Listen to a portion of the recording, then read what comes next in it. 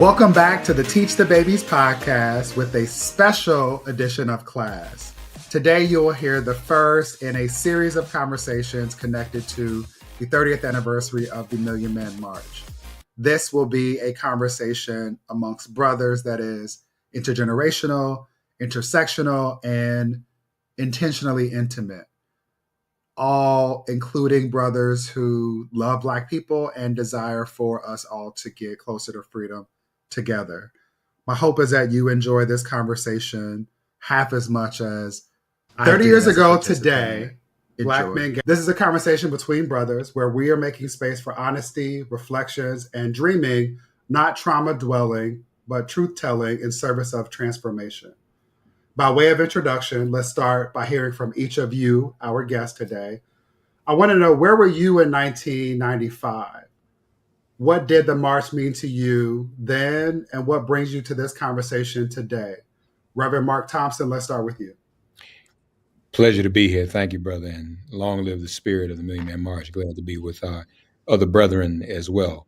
I was there.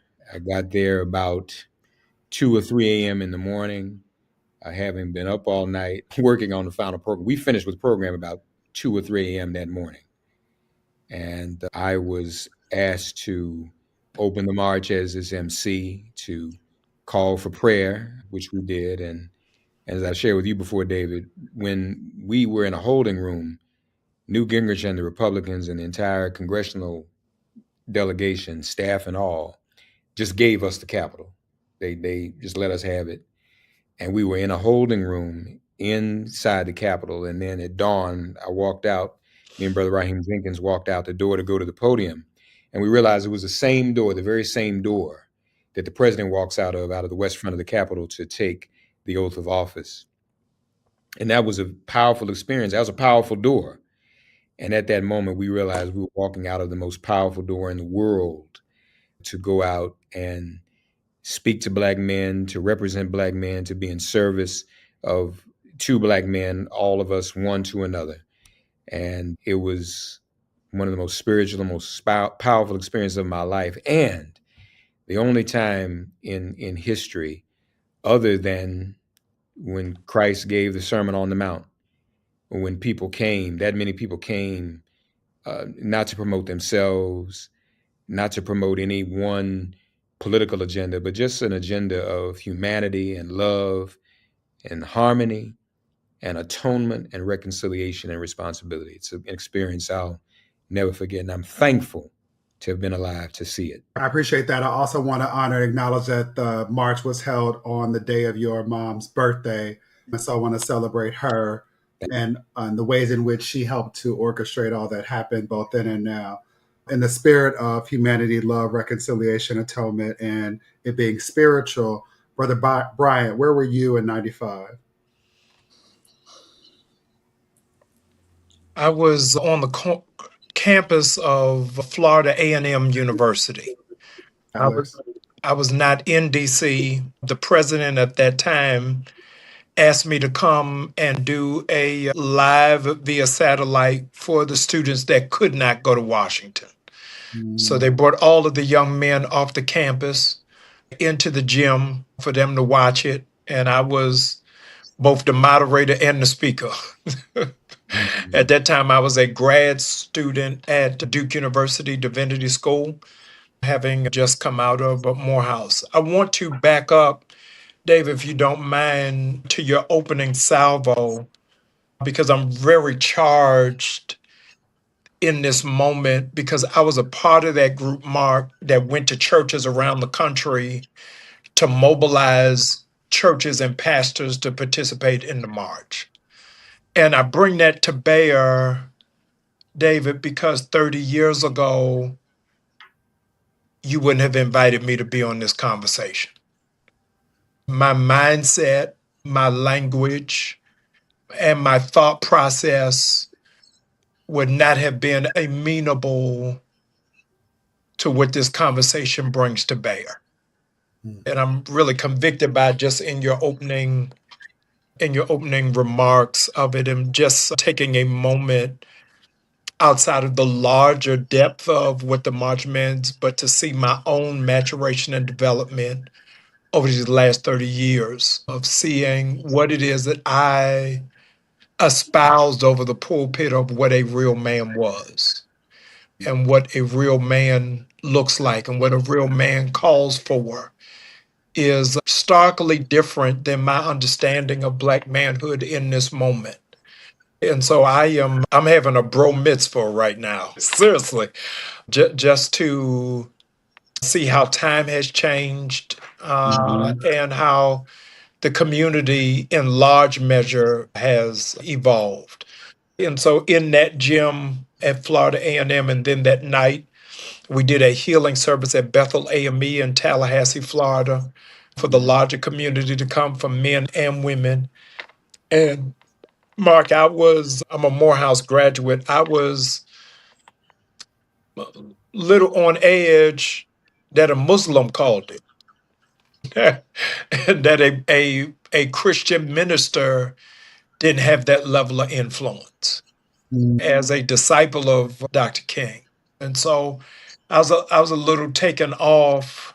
And at that time, contextually, and Mark would know, is when Dr. Chavis left the UCC church and joined the Nation of Islam and became a lieutenant in their ranks. I was actually torn, saying to myself, does this mean I'm forsaking Christianity for Islam? That I'm subscribing to a leader. That's what my headspace was. And again, remember, I'm a seminarian. So I'm grappling with all of my theology, and all of that is my first time in a PWI, coming out of Morehouse. So I'm having to wrestle with all of those issues, but to see serendipitously to be at Florida A&M and see thousands of young men hungry for leadership and hungry for direction and hungry to be a part of something significant bathed me afresh of reducing past me in a singular model of what is good for the larger community. And so I had a lot of things processing on that day as you have me now processing on this one. I appreciate the candor with which you always show up. I'm going to talk about the man that I know, a man who loves the Lord and knows that the Lord that I know always showed up in love, and just say thank you for the radical candor. This is the kind of conversation we wanted to have when Reverend Mark extended this invitation. Before I ask some more questions to help us appreciate how you got over Brother Pastor Brian, I want to ask and invite our brother Sean into this conversation. I'm really interested in where you were in 95, but I'm also interested in how are you processing all of this? What I know is that there was not, while I celebrate Keith Boykin, who took up space for Sam General Loving or Gay Brothers, we know that there was not an openly trans brother in that space. And I'm thankful for your legacy and leadership. Like, honoring that, how are you processing where we are as it relates to that march 30 years ago? Well, first, I'm thankful to be invited to have this discussion. Too often, Black trans men specifically, are not included in discussions like this. When you asked about 95, my first thought was, wow, what was I doing in 95, right? My mom had passed the year before. I was 6 or 7 years into my transition, and I was really just trying to survive, right? There was no space that invited me to participate in the Million Man March. I don't even think in the community shared space that I was occupying at that time that there was even a discussion about it, right? But at the same time, it was me trying to define what manhood and masculinity would look like for me without having my father in my life, right? So in some ways,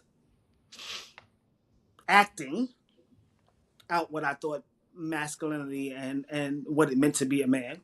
At the same time, trying to survive because didn't have employment at the time. That's a whole other story, but would not show up in the ways that they expected me to show up, which hindered how I would become employed, right? So for me, what it was in 95, that year was just about survival, right?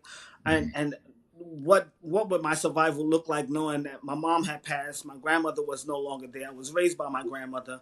I'm the oldest. It's just myself and my brother. My brother was locked up, and I'm on my way to being locked up because I'm doing whatever I needed to do to survive. So I didn't really have a lot of buy-in for the Million Man March, but still understood its significance. But then in some ways still felt, you know, left out because that is a space that would never see me in my true self, right? That would never see me as I saw myself. So did it even make sense to attempt to be a part of, right? We in this community we do a lot of organizing for folks that won't turn around and organize for us. And in some ways that was that space. So for me it was just about, screw that. I'm not gonna participate in something that at the end of the day still doesn't see me. And if I outed myself, because I can show up like this and no one would ever know, but if I out myself, what am I subjecting myself to in that moment? So why even participate for what? So yeah, that's what I was, a whole knucklehead back then. But that's where I was in '95. That's what was going on. And it sounds like there's a through line between where you were and where Pastor Brian was at that time. But keep going. Yeah. No, I think there is a through line right there, right? Because in some ways we were both defining what masculinity was going to look like for us, right? And Pastor Brian already recognizing what it was and not being challenged on what it was in his world, and me not even having the space to identify it, because who do you go to have a discussion around what masculinity looks like if you're questioning if that's who and what you are, right? And how is it perceived or received? What's odd to me is we're having this discussion and we're saying it's about sexuality, but for me it was never my sexuality that was in question, right? Which is another reason that I didn't feel like I fit in certain spaces. For me, I've always been a man who loves women. I've got to this space in a different way than most men, but I'm always a man who loves women. So if you're having a discussion around sexual orientation, that doesn't fit me. It is how I became a man that is in question, and I don't think we are nuanced enough to have that discussion, even in same gender loving spaces, because I can turn around and say, no, I see myself as heterosexual, and they'll all turn around and look at me like I'm delusional. So then I got to try to unpack why I think that way first before I get back to the point about what it means for me to be a black man in America. The beauty about this for me, and I hope that anyone receiving this can appreciate this, is that all of us have an opportunity, and I would argue an obligation, to learn. It's not lost on me that Reverend Mark talked about being there and learning in real time as things shifted, including what was supposed to be your speaking slot. I'm carrying you, Pastor Brian, naming you, talking about what a man is, looks like, calls for at that time in the evolution sense. And Sean, you and I'm appreciating the intergenerational nature of all of this. You and I think, are closer on the spectrum of chronology. I was not at the march. I was 12 at the time. Yeah. What I know is I had conversations with my godbrothers, my cousin JJ, who was a Morehouse man, grandpa, Kappa. He's the reason why I'm a Kappa today, in part. I know that I had conversations with them about what all of that meant, in particular because I also was searching for what it meant to be a man. And I'm thankful that we can have conversations about all of this, in part because there is more that unites us than divides us. Yeah. To conversations that each of us have had individually and that I know we'll have collectively. I want to go back to a thread in all of this, which is what makes a man. Pastor Brian, I want to go back to what you said in terms of you were invited to name this for folks, to offer up examples. Can you help us appreciate how you came into an understanding of what you were told a man or Black masculinity was supposed to be, and then how you evolved to where you are now? Yeah.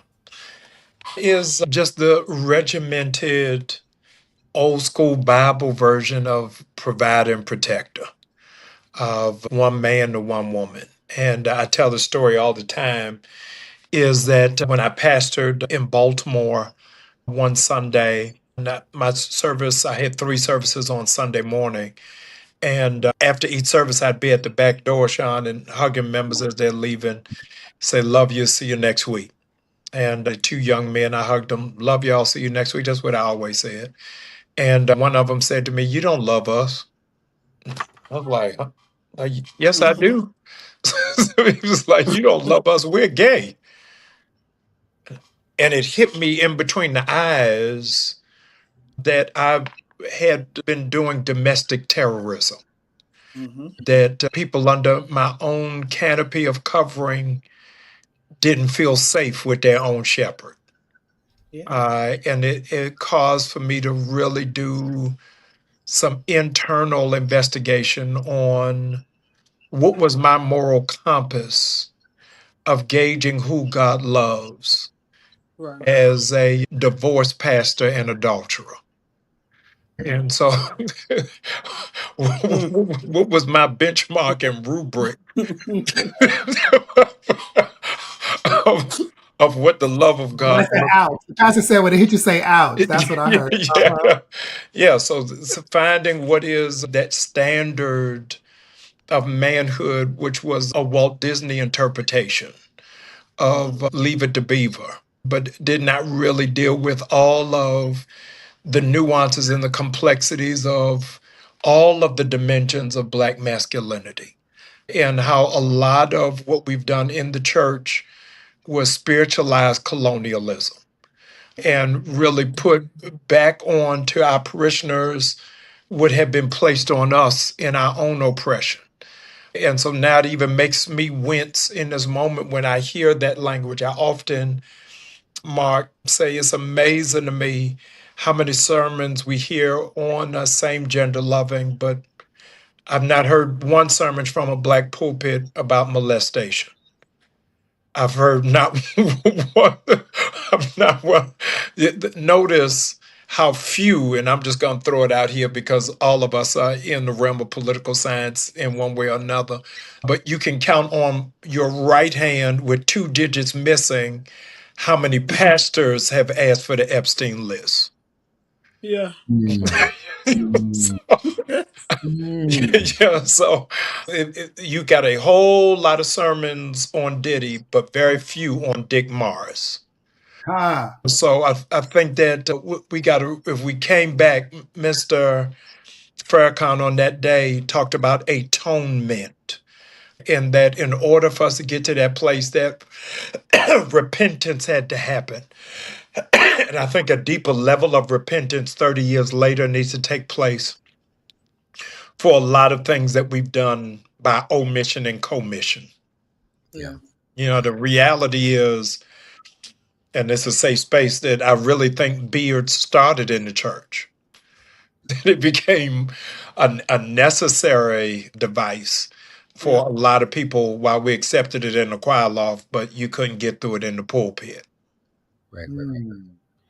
Let's stay in this space of truth telling. Reverend Mark, I see you wanted to jump into these double Dutch ropes. I'm wanting to know not only how this is landing with you, but when you're processing all of this through the prism of what Pastor Brian is sharing, I'm wondering, what did the 1995 March get right about Black men needing space to gather, reflect, and, as you shared, atone and talk about reconciliation, so we could then move to where we address where we went wrong going forward? Well, first of all, just to follow up on what Jamal said, bearding. Actually, Jamal, I believe that when Bill Clinton introduced the Don't Ask, Don't Tell policy in his first days of his administration, Don't Ask, Don't Tell was actually the policy of the Black church. That's where he got that from. That's how we function historically. And for that reason, I was blessed. You know, and thank you, Dr. Johns, for mentioning my mother's birthday, being raised by a Black womanist and feminist who was also an empath. I was spared all of the discrimination and disdain for other groups of historically oppressed people that others had adopted from the church. In fact, the church I grew up in Nashville, Clark Memorial United Methodist, where James Lawson taught nonviolence during the Nashville sit-in movement to John Lewis and Marion Barry and Bernard Lafayette and Diane Nash and others. As a child, our assistant pastor, a Duke alum, Dr. Bryant, the first woman ordained in the Tennessee Conference of United Methodism, Dr. Karen Collier, was my assistant pastor as a child. I'm in the South, in Nashville, y'all. I come to Washington, D.C., to the city of my birth to go to college in 1985. And you know this, Jamal. In 1985, although she was assistant pastor of my church in Nashville, in 1985 in Washington, D.C., women were still not allowed in the pulpit. So, I got acclimated as a kid, not in the deep South, but in the South. It's more Southern than Washington, D.C. Right. I'm having a different experience. And I'm coming to D.C., wait a minute. I thought this was a cosmopolitan, metropolitan nation's capital with Howard University. So for those reasons, I didn't have the same indoctrination that was anti other people, especially who look like me, no matter what their gender or their sexual orientation was. But I know you want to talk about what we got right. This is what we got right, and I do have to mention in response to what Brother Sean Coleman said about what we got wrong. What we got right, and I want everybody to just remember the context. This wasn't so random. Dr. Benjamin Chavis had been chosen the president of the NAACP, and that in and of itself was a coup. Dr. John Henry Clark called me the night he won and said, brother, we have now had a coup in the NAACP because we've elected a Pan-Africanist and a nationalist. And that was the truth. Dr. Chavis' first act was to go to the Rodney King rebellion in LA, and then to begin to recruit a younger generation, including a Jamal Bryant, into the NAACP. Now, also, it's very important to understand, and this intersects with you, Sean, and it's a shame we missed this, because I heard you. You were dealing with your issues and surviving. We want to get into how you were surviving, but we know what folks were doing to survive. Mm-hmm. We went and had gang summits. That's Crips, right. Bloods, Vice Lords, Gangster Disciples in 1993, 2 years before the march, 93 and 94. The march was birthed from that, because the priority at that time, remember, was to do something about the violence we were committing against each other as brethren. Yeah. Now, nobody thought to say, well, there are those of us out here that may be of a different sexual orientation who are having some of these same struggles in the streets. Nobody brought that up. Nobody that wasn't even contemplated, because we weren't evolved enough to deal with it, and we wanted to keep everything separate. And homophobia was a real thing. That's just what it was. And so that's a missed opportunity. It was good that we decided to deal with peace and atonement in terms of the way we were treating each other, in terms of the way we were neglecting our loved ones and our families, and needed to take responsibility for that and reconcile. But what we missed was an opportunity to bring all of us together to address all of those complex issues. And the last thing I'll say is, even today, I was talking to some brothers not too long ago. Well, this is going to be Million Man. I know nowadays man means something different. And my immediate reaction, and Dr. Johns kind of corrected me the other day, and I love to hear more about this. I said to those brothers, as Jamal alluded to, we as straight men were atoning for our foolishness, including our violence and adultery and all the stuff we had been doing. That was our responsibility. And I said to the brother who criticized gay men and trans men, I said, I can't think of a reason gay or trans men would have to atone to Black women. We mistreated Black women in our relationships. And Dr. John, and it got real quiet then. I said, so, they didn't have anything to apologize to Black women. We was clowning against Black women and clowning against gay and trans men. Yeah.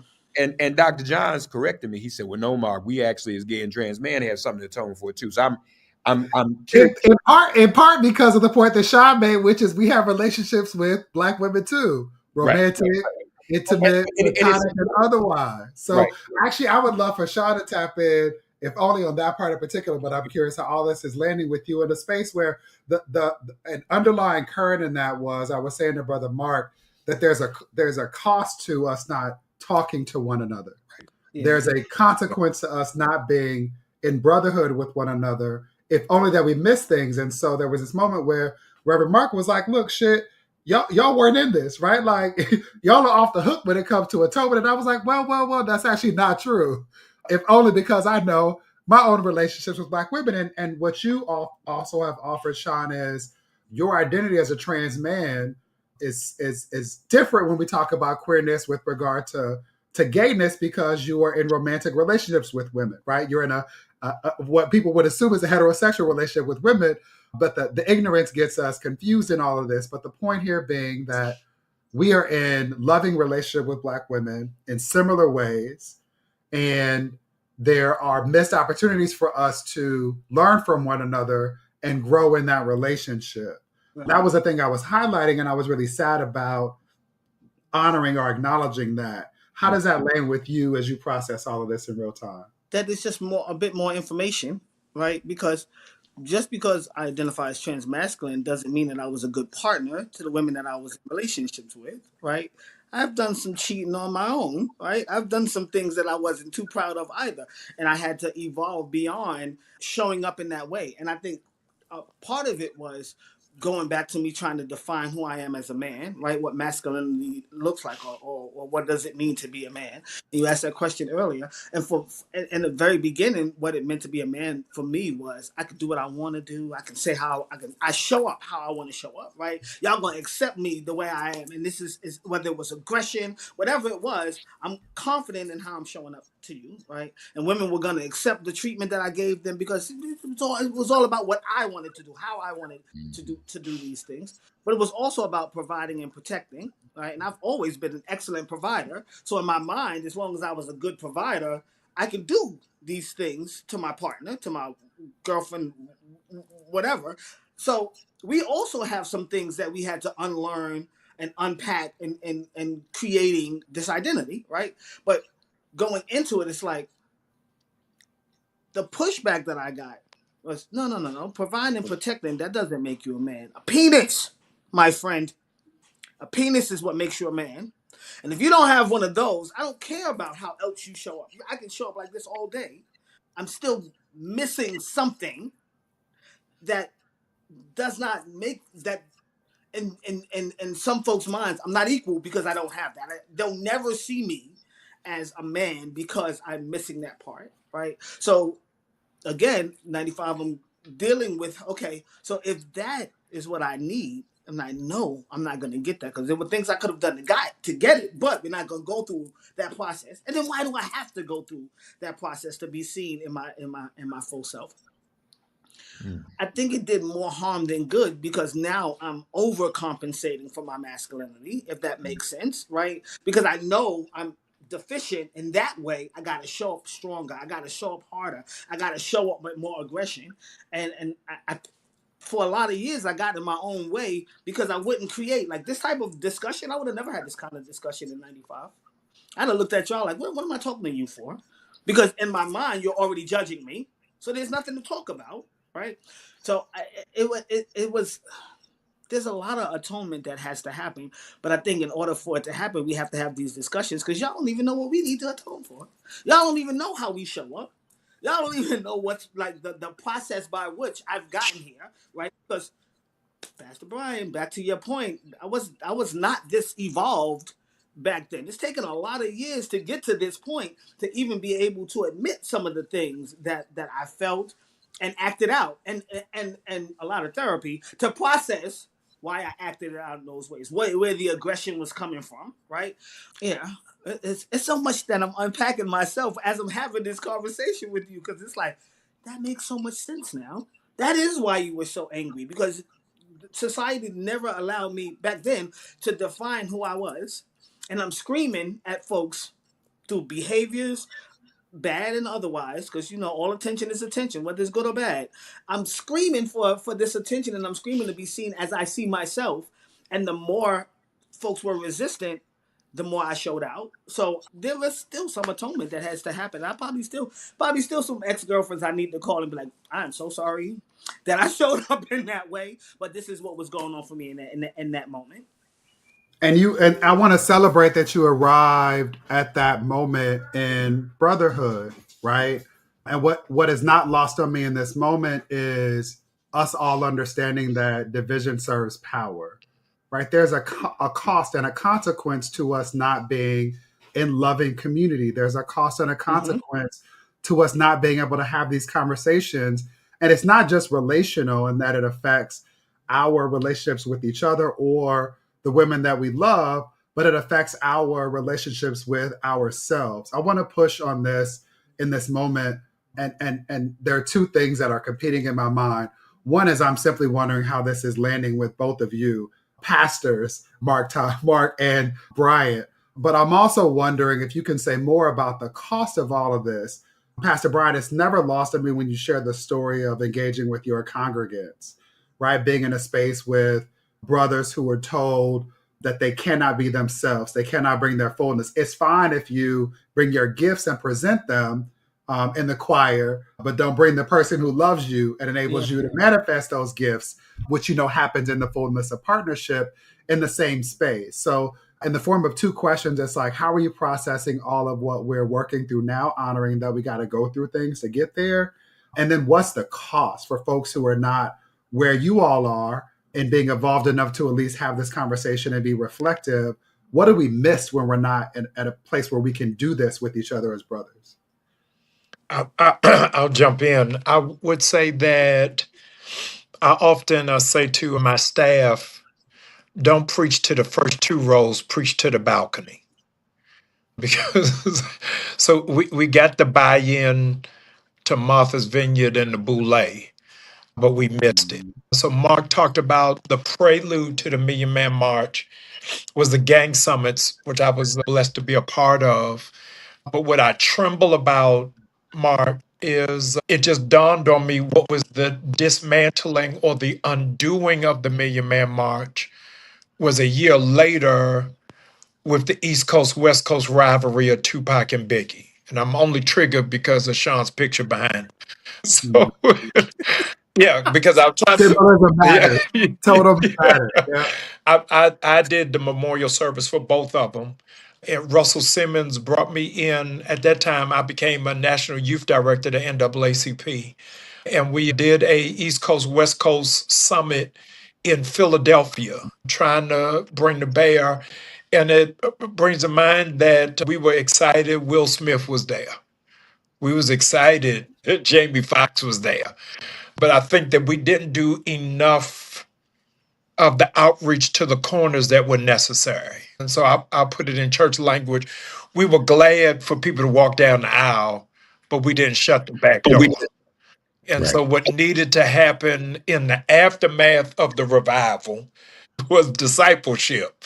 And I think that we needed more of a plan outside of that oral, audible covenant that we made that day from Washington all the way down to FAMU, of making that vow of what we were going to do and be as men is really a different kind of championing. I say all the time, Dr. Johns, I wish Black people had the same kind of zeal and commitment that MAGA does.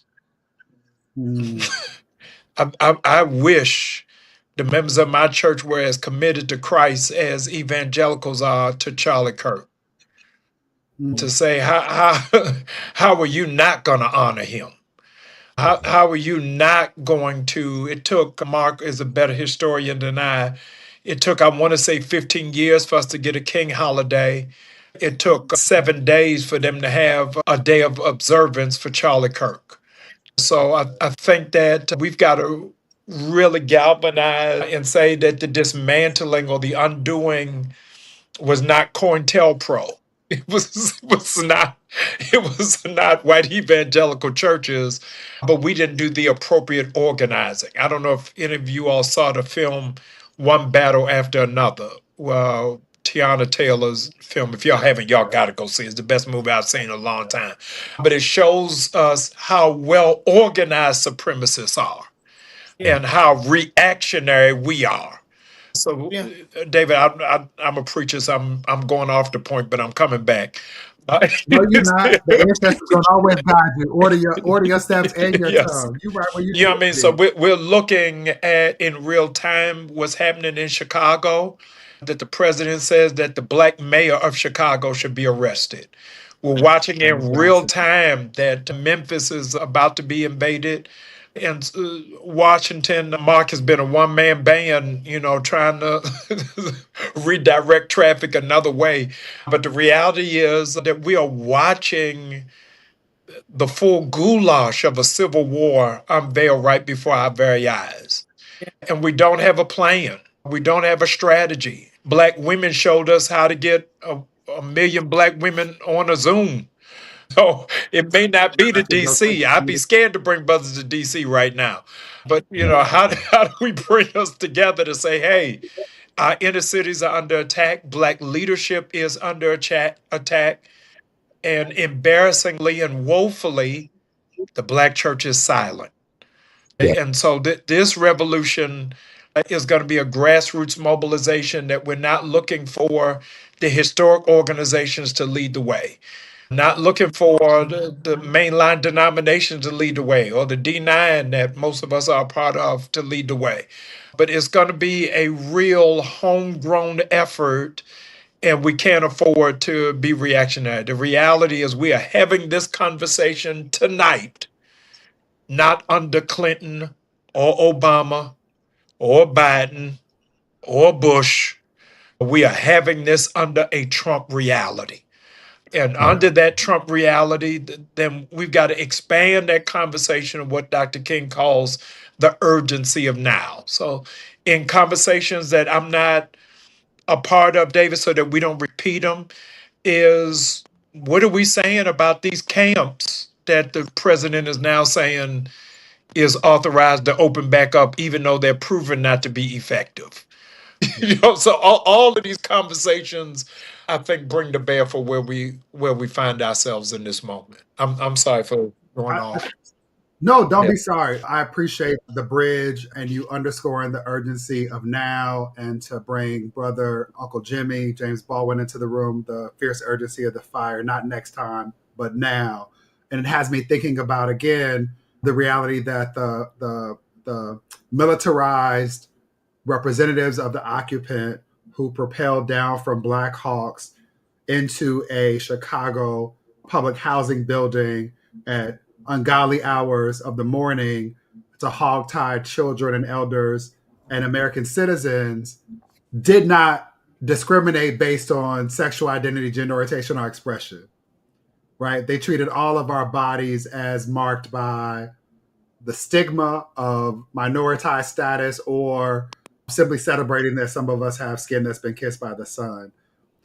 I want to channel that energy and shift into solutions. So as you process all of that, Reverend Mark, what is the opportunity for us to grow from the reflection of 30 years, or the benefit of 30 years of reflection?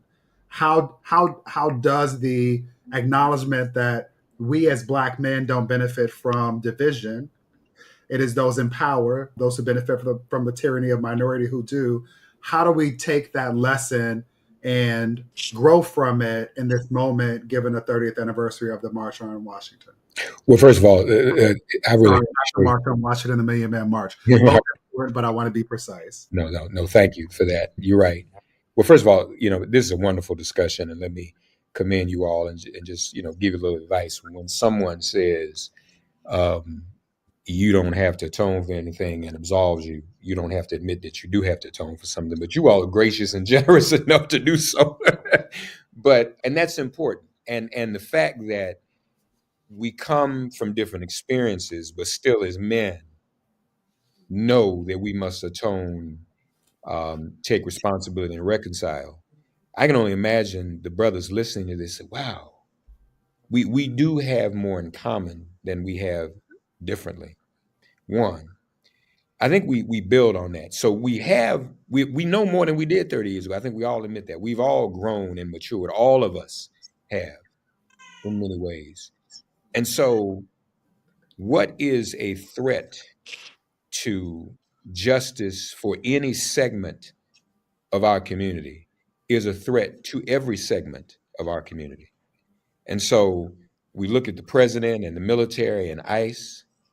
We look at Black men being targeted overall for disinformation and division and confusion. Black men being targeted by algorithms to participate in misogynoir and homophobia and transphobia. Mm-hmm. All of these things are happening. And we also must understand that if we are standing up for the family, folks, we're not just talking about our immediate biological families either. We have a duty to stand up for the entire human family, first of our own as African people, our village. And there's never been a time when we've done that where others have been excluded. So we can't afford to be divided on anything, on any topic. Mm-hmm. We must defend one another when it comes to this fascist, totalitarian regime that we're dealing with. And some folk are still shocked that it's going on, but it's real. And so whether it's ICE, whether it's the women in our lives having their bodily autonomy stripped away. And let's face it, before Barack Obama endorsed marriage equality, a lot of Black folks and a lot of folks in the Black church still weren't there. But first Black president makes a difference. And that was a solid move that transformed people, and it's become something that's more accepted. Know this now. This Supreme Court, as much as likely as it is, it will harm voting rights even more this very week of the Million Man March anniversary. In the near future, we all must know and be prepared for it to reverse Obergefell and that. So we can't just... Which provided for marriage equality for those who don't follow the Supreme Court because you live in. So just as Jamal was saying, well, what is the church doing? Well, first of all, we got to stop acting shocked that I can't believe this. Stop. Expect it and prepare for it. And if we are really doing what we ought to do in our churches, and to be clear, folks, the church has always been, for good and bad, for success and failure, our most consistent and strongest political institution. And so if we don't get ourselves together, we can't fight these battles. We can't win these battles. We must come together now more than ever, especially as Black men, not at the expense of Black women or anyone else, but Black men of all experiences, to say, we will defend our people. Our goal, our unified goal must be, in the words of Dr. Frances Cress Welsing, to replace white supremacy with justice, period. That must be it. And so we must defend Black men from the criminal justice system. We must defend Black men from transphobia and homophobia. We must defend Black men, and that includes our brown brothers, because it was a time when you came from the DR, Brother Sean, and you could pass, if you had a Spanish accent, you looked like you from the DR. And there was a time when coming from the DR and places like that and coming from the Caribbean, we identified with each other, African Americans and Afro Latinos and Afro Caribbeans. Now what they're told to do is, don't associate with African Americans. Don't do that. So we've got to get back to the place where we know we are all in this thing together. And the last thing I'll say on this point, I meant to say it earlier, Jamal mentioned it before, the minister called for the Million Man March as a Muslim. And Jamal's right, there were a whole lot of Black preachers who were mad. They were mad. And some of them even thought, I won't name the names, who were prominent, said he's going to steal all the Black men from the Christian church and from the Baptist church and the AMEs and make them Muslim. That was a paranoia that was real.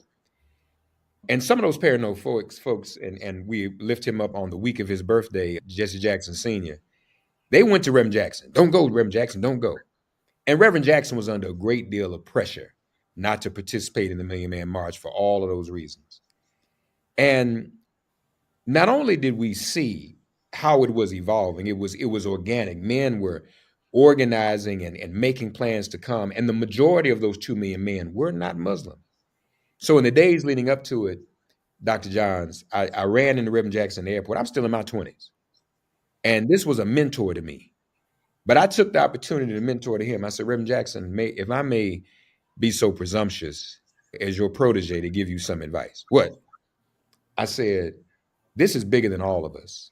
It's bigger than one faith. I said, Reverend Jackson, if you don't go to the Million Man March and speak, you may not be relevant in this next generation. And I had the boldness to say that to him. He looked at me. Wow. And then we got on a separate plane. Yes, I did, Jamal. You can answer this true. And cell phones were just popular then. So as soon as I landed in my destination, we went separate ways. My phone is blowing up as soon as I turn it on after I get off the plane. We weren't even texting like that then yet. And it was Reverend Sharpton.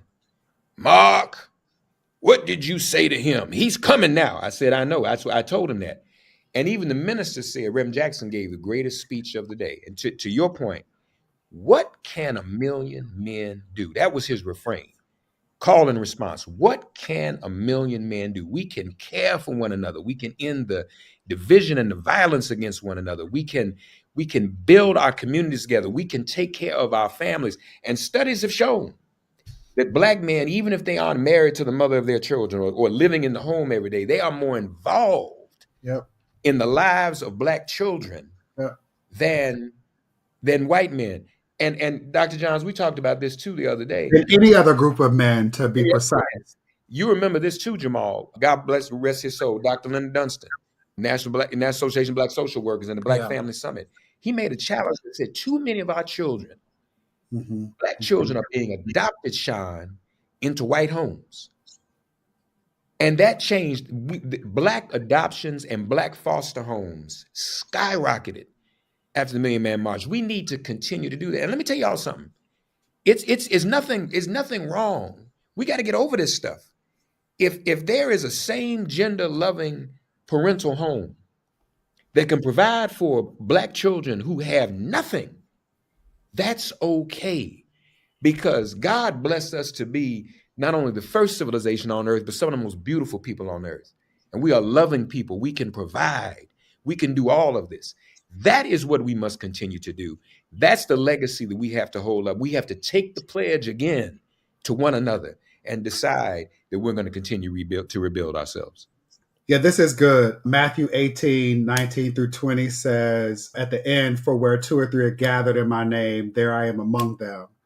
And that is not lost on me. The thread throughout our conversation that as African descendants, as original curators of cool, as the original influencers, we also have linked fate. What happens to one of us, in spite of our socially constructed differences, affects all of us. None of that is lost on me, that we have the power to gather, not just in 1 million, but I think the receipt is there were 2 million brothers gathered 30 years ago. A 250,000 of those brothers registered to vote on site. And so we know that when we gather, powerful things happen. Brother Coleman, I'm curious in your answer to that question, what can happen when a million brothers gather, honoring that you are doing this work and you have a unique moment to speak at this pulpit some 30 years later. So honoring all that you know based on your leadership at Destination Tomorrow and the statistics about our community that include Black, trans, and non-binary young people. Nearly 60% of them consider suicide. 1 in 4 attempt suicide in any given year. Black LGBTQ youth are overrepresented among them. 40% within the homeless are folks experiencing housing insecurity. I could go on and on and on, right? What we know is that most of us are overrepresented in the lowest rungs of quality of life ladders.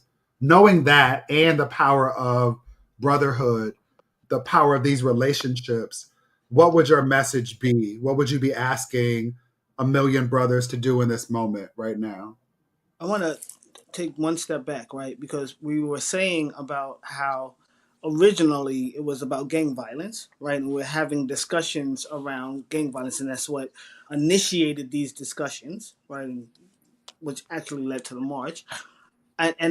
What's on my spirit is, how do we have a discussion with Black men around violence and not include the fact that Black men were violent towards their gay and trans siblings, right? So I think in this moment, it gives us the opportunity to have that discussion because it still happens. And it gives us the opportunity to atone for it, but approach it in a way that we all got to be vulnerable. And we all have to take a moment to acknowledge where we fell short and where we continue to fall short, because this is a unique space in that you're allowing me an opportunity to share what my lived experiences are. It doesn't often happen. So how do we create safer spaces? No such thing as a safe space, in my opinion. That's just my opinion. But how do we create a safer space where folks like me, and I'll grab as many brothers as I can to say, hey, our sibs are they're receptive now. Bring the message now. They're ready to receive the message. Is there space for this Million Man March to be receptive to their transphobia and homophobia, right? And changing language. The second thing is I want our elected officials and our religious leaders to start messaging differently around transphobia and trans violence, right?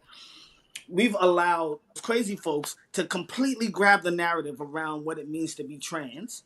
So even our siblings don't completely understand us because my platform's not big enough to reach the folks that I need to reach. You can. So the message that you now have to put out is, hey, that's Brother Sean. He's a man of trans experience. Hey, let's have a discussion with him because there's some commonalities that we share and we should be and could be working together. When we talk about the Supreme Court is getting ready to hear a case about conversion therapy, right? I believe Colorado is bringing it. I'm not showing that, but you're right. That's accurate. Around conversion therapy. Right. And it looks like they're going to side with Colorado. Again. And what does that mean for Black, and I say Black people because I love us, but what does that mean for trans people, right? How does the states now come back in and say, oh, we will no longer allow you to identify like that. And as a matter of fact, if you continue to believe that that's who you are, you're delusional. And because you're delusional, we can now come in and whatever therapies they believe we should now have. We are in danger. But again, my platform is not loud enough for me to amplify that danger. I need someone else who can, I don't want to say step aside, but create. Pass the mic. Someone who can pass the mic, who can shine the light. Because what oftentimes happens is folks in our community will hear, oh, they're getting ready to rescind conversion therapy. Oh, those freaks need it anyway. They delusional anyway. Because they don't get the opportunity to sit and talk to someone who's of trans experience. Right. And the media has allowed folks to believe that, like, when they talk about the bathroom bills, did you ever see me, anybody like me, in that discussion around trans people going into the bathroom? No.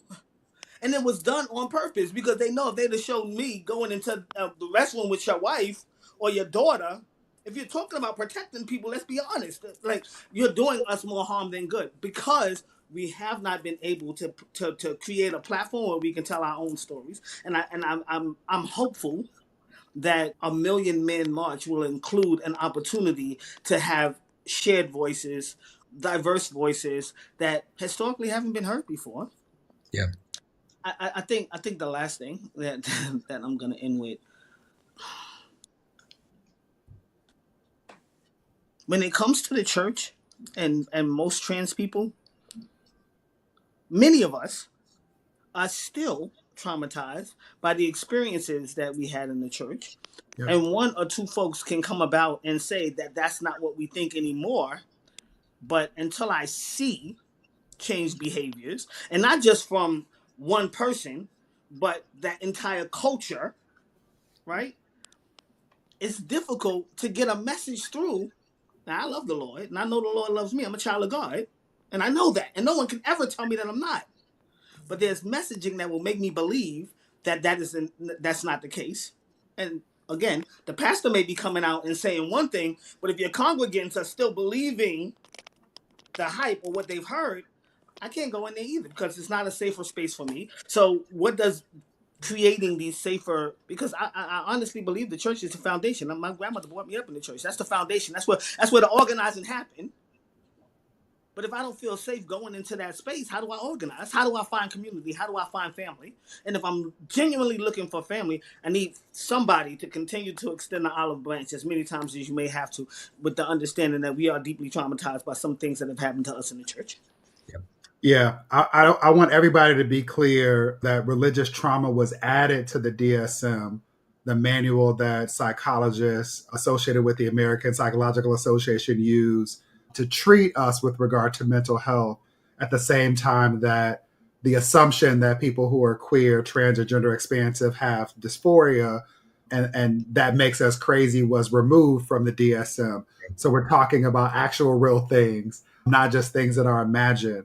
And my brother, leader, Pastor Bryant, I know personally that you have evolved in this regard. You started this conversation inviting us in and declaring the work that you've done in this regard. You preached at Bishop O.C. Allen's church, which everybody should know is LGBTQ affirming. And have also said that your own church, New Birth, is a love church, not defined by who it excludes. I'm wondering in this moment how you're processing all of this, and if you can say more about what you witnessed by way of what's possible, right? Like what's possible when congregations lead with the kind of love that Sean is describing, or grow in the way that you've declared. What's there for us to look forward to it when we put down the ignorance and fear Here is that the can often be reality, Dr. suffocating David, for us? is that this is the lowest amount of Black people in our history in America who go to church. We're down to 27%. This is the highest, Sean, number of Black people who self-identify as atheist, 8%. Between now and the end of the year, 15,000 churches will close in America, Black and white, whether that is because of economy or technology. You are seeing all of the data come in from Pew Research that says that Gen Z is looking for something spiritual that they have not seen, that they've got a thirst for it. And so I think that churches have an incredible opportunity for revival in reinventing themselves without compromising themselves, of saying that this is really the manifested love of God, and this is what love looks like outside. And so I'm excited about the untapped potential that the church has, because the LGBTQ AI community is open to forgive. The question is, are we open to repent? So I think that it takes on both sides. So it may not be a million men, it may have to be a million pews that takes place, that the church calls ourselves together to really reflect what the love of God is supposed to look like, and then how do we move forward.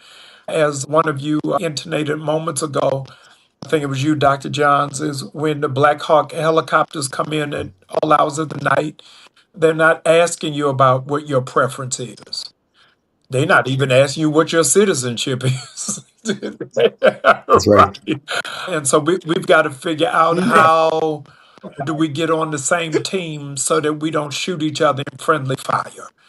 I have been in this fight against Target for the better part of this year. It would be delusional and irresponsible of me to not reference, before I got in the fight against Target, that many sectors of the LGBTQ community did.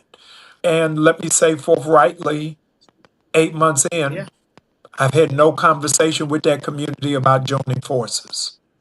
We're both talking about diversity, equity, and inclusion.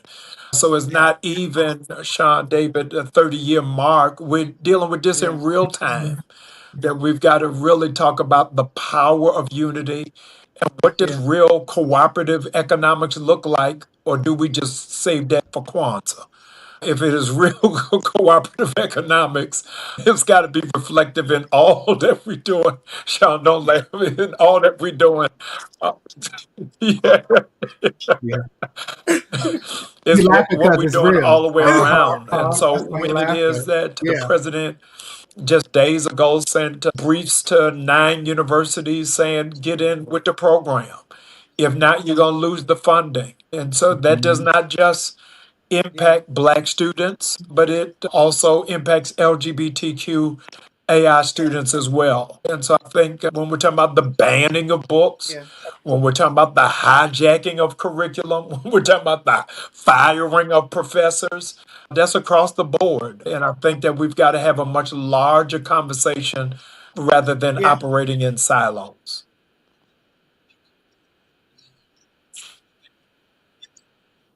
I think that's right. Reverend Mark, I saw you nodding in affirmation, and I want to honor that you've organized every major Black freedom movement event for the last 4 decades, from the March on Washington anniversaries to Bloody Sunday commemorations to the Millions for Reparations movement. When you think about the next 30 years, what's the objective that should be anchoring all of us? When you process the conversation that we've had, this invitation that you've extended for us to be intentional in our intersectional opportunities to link arms and aims, in the words of our dear sister, Susan Taylor, what's the one thing that you want to call the community to do as we commemorate the 30th anniversary of the Million Man March? Go back to our roots, do what has always worked.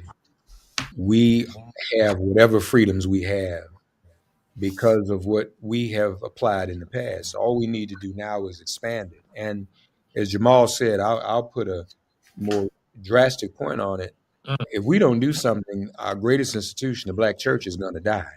Yeah. Because people are being taken away from it. They're being I like it. I approve this message. I just made up a word. Away from That's what we do. That's what we do. Yeah. I mean, we're being moved out. So it's only practical that the Black church has to expand its base and its horizon, because we need a place where we can go and seek shelter and organize and work together. And it starts right here with the four of us. Because what do? We all busy. The four of us are four of the busiest people in the whole wide world. It's even hard for us to come together. But we have got to decide to set the example to continue this dialogue even beyond this 30th anniversary between Black men of all kinds and sorts. You know, is also, and this is important for the church to understand, this is the 50th anniversary of James Cone's God of the Oppressed. And the American Academy of Religion is having a whole section on that during its Thanksgiving conference. I'll be there. Dr. Cone included LGBTQIA in the God of the Oppressed. Mm-hmm. And so the church got to remind itself, the church is not for folks who are just doing all right all the time, or who have survived, or who have gotten to a station in life where they bougie. The church really has to be a place for those who are the remnants to come, for those who are oppressed to come and have fellowship and seek understanding and relief and organizing and education and mobilizing. And so that's really where we have to go. And that's be it our churches, be those, we talk about the church, but there were a lot of mosques and imams 30 years ago who weren't feeling this diversity either. All right. So let's be clear. It's not just a Christian, a problem of Christianity. You know, people have come a long way. I give that credit, but we've got to keep going, because we are all we have. And so whatever we can do to address these issues, Dr. Ron Walters left us with the working definition of self-determination. God rest his soul. Self-determination is a people's command of control of their own spiritual destiny, their own cultural destiny, their own socioeconomic destiny, and their own political destiny, without any external interference from any external forces. And that came in the advent of the Million Man March, because groups outside of our community decided that because Dr. Chavis had brought the Congressional Black Caucus and Minister Farrakhan and Dr. Betty Shabazz and Coretta Scott King and the Panhellenic Council and the NMA and the NBA all in the same room, people outside of us said, we can't have that unity. We can't have Black folk meeting like that. And then that was what began his removal as the head of the NAACP. Don't be fooled by any other story. Yeah. And so we've got to get back to that, and how sacred it is for us to come together. You read from Matthew how sacred it is. It's not just happenstance. It's not just random. How sacred it is for us to come together in the way that we came together 30 years ago, in the way that people have come together around Target. Jamal hadn't had to knock on every door. Look at the beauty of this. Black women organically, it's like they just got it right away from day one. We not going to Target no more. We get it. We tired of giving our monies. So something has been working. Somehow the message got through. We didn't have to pull a whole lot of teeth when it came to Black women, just like we didn't have to pull a whole lot of teeth 30 years ago to get Black men to come to the march. We have this within us. This is the genius of our culture. We can do it again. We must come together in unity, and we must continue these dialogues beyond this 30th anniversary and beyond this week. Without equivocation, to that point, to those points, rather, to be precise, I want to celebrate that there is a group of Black, queer, trans, and gender expansive men that helped me conceive of this format. And we will produce a subsequent series of discussions that will build upon this base. So shout out to each of you. I love and appreciate you. Similarly, I want to acknowledge being an unapologetic member of the Mama's Boys Club and the We Love Black Women Who Love Black People Club. A particular acknowledgement to our sisters, Tamika Mallory and Nina Turner, who are co-conspirators with Pastor Brian in the Target Fast and who have done a lot of the work that made it such that that has been our experience, Brother Mark, right? That it was just easy to turn that switch because like Joe Takei, who you mentioned earlier, in raising a lot of money for Kamala Harris and then building the blueprint that other people use, it is Black women that pioneer things that we benefit from. The last thing I think I want to name in this point is that it's important for us to do this labor, the labor that it's clear that each of you have done and are continuing to do, including through this conversation. Thank you for how you've shown up and moved through it. For the labor that each of you do in your work and at home. I'm almost certain, Sean, that I heard our new baby Yes. Get on record and Yes. co-sign a part of this conversation earlier. That fills my soul, honoring that that's who we do this for, right? Anybody who knows me knows that I care deeply about teaching the babies.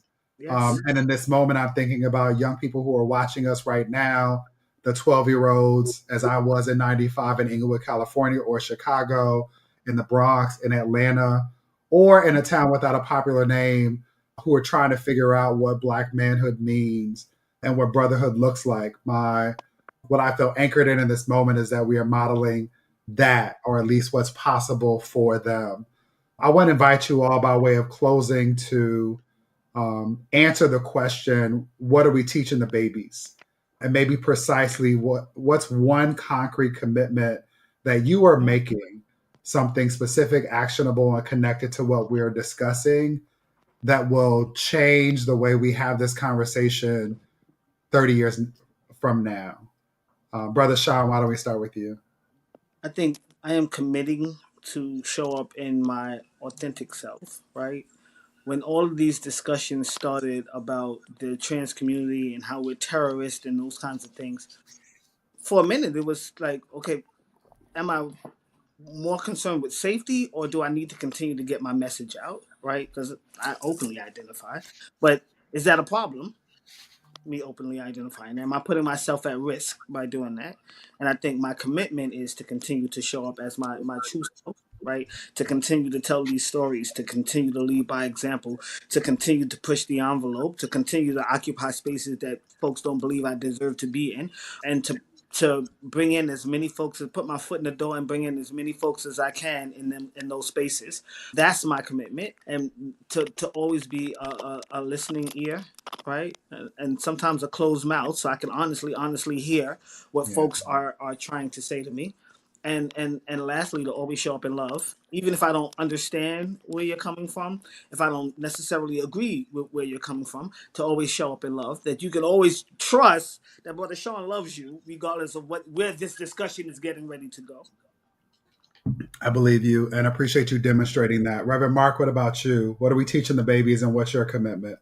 Well, first of all, we have to save our children's lives when it comes to them knowing themselves and loving themselves. And we lost a lot of ground when we weren't able to institute African-centered curricula in our schools in the late 80s and early 90s. And now what do we have? We have our history being erased from our babies' knowledge. Imagine how well our babies would do in the STEM fields if they knew they came from a civilization that created STEM. Imagine what that would do for their self-esteem. So we've got to get into that. And as people have heard me say ad nauseum, I can't talk about our babies being in school without going back to school myself. And so as the doors, as Dr. Brian said, as the doors of the church are closing more and more, as many as 15,000 even this year. And this is white churches too. As those doors are being closed, I've taken up the mantle to learn more about what we must do as a people of faith, even outside those four doors. What are we supposed to be doing outside in the streets and along the barricades to educate people about the Afro-Palestinian Hebrew who changed the world and who was a political activist? Jesus. And how we apply what we learn from that, and how we build on educating, organizing, and mobilizing. And lastly, how we emulate the Jesus Christ of our time, Dr. King, who gave us the tools and the template, the 4 steps in the letter from the Birmingham jail that we need to institute in this moment of fascism and total. This is not in the abstract. That's right. The world is under attack by a fascist. And a lot of folks think they're going to wait it out. I've said to people, we still act shocked. He's not going anywhere. He plans to stay as long as he can. So we need to be prepared for that. And we're going to have to put aside those who are God's oppressed people. We're going to have to put aside some of our differences to stand up and do what's right. Dr. King said, we won't have to answer for the violence and the hatred of the children of darkness. We'll have to answer for our own, the fear and the apathy of all of us, the children of light. Let's not have to answer that.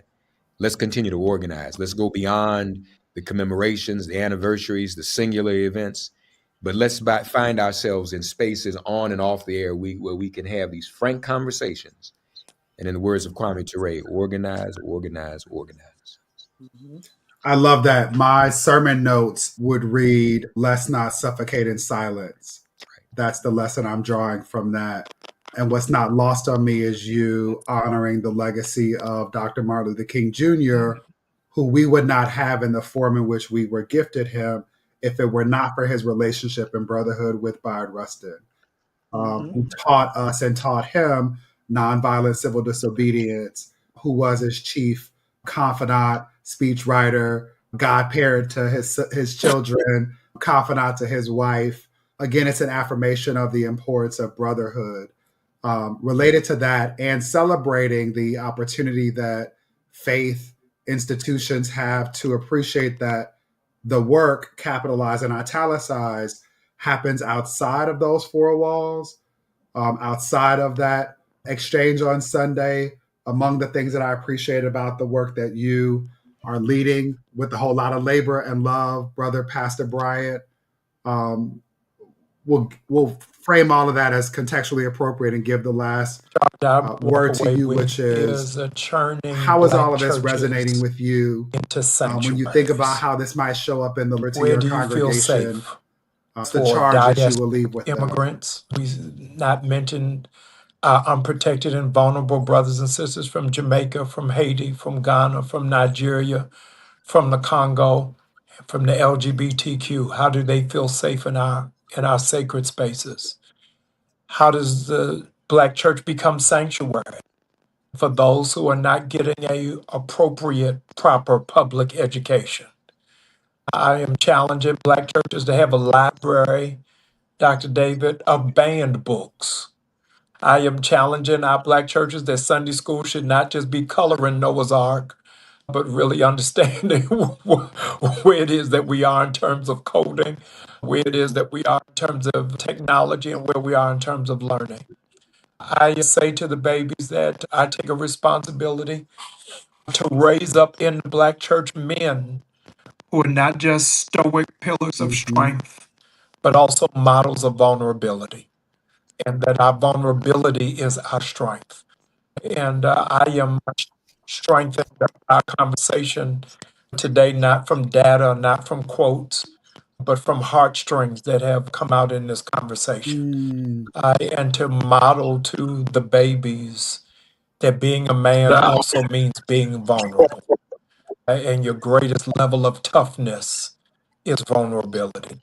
And so that's what my takeaway and what my charge is. I love that. I paused to allow my 12-year-old self to process that message and to reflect on how different the journey might have been had I had the opportunity to receive that message. Honoring that I have a lot of superpowers, being a descendant of Africans, that not being one of them, I'm thankful for opportunities like this to sit in a safer space, to be reminded of what happens when brothers gather with great intention and in love. And I'm thankful for many of the lessons that I will take from this conversation, among them, including having heard that the cost of exclusion isn't abstract. It's young people without shelter, safety, or the affirmation that they deserve to live as a consequence. I heard that rigid masculinity doesn't protect Black men or boys. It constrains us and keeps us from being vulnerable, from building the intimacy and trust that we need to organize and thrive. And I've heard that repair is already happening wherever brothers choose to lead with love and to expand boundaries rather than police them. And I'm thankful to each of you for these lessons.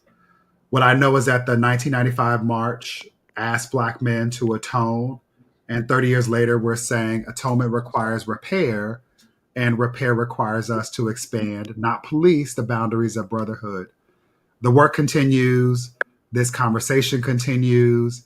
And to everyone watching, I'm asking you, what is your commitment to exploring radical possibilities? Where will you show up differently in service to our collective mission? Throughout October, Million Man March anniversary events are happening in cities across the country. Find one, join one, or create one in your community via millionmanmarch.org. We'll also post the information via mbjc.org and across digital platforms at MBJC On The Move and amongst our partners, including those featured here. Because brotherhood that liberates all of us is not built on one conversation. We know it's built in conversations that we choose to have honestly with love and commitment to freedom. Know that this is the beginning, it's not the end. To each of you, my brothers, Reverend Mark Thompson, Pastor Jamal Bryant, and Sean Coleman, thank you for your honesty, your wisdom, and your commitment to this work. And thank you again to everyone who joined us today in love and continued struggle. My hope is that we'll all get free together. Thank you. Family.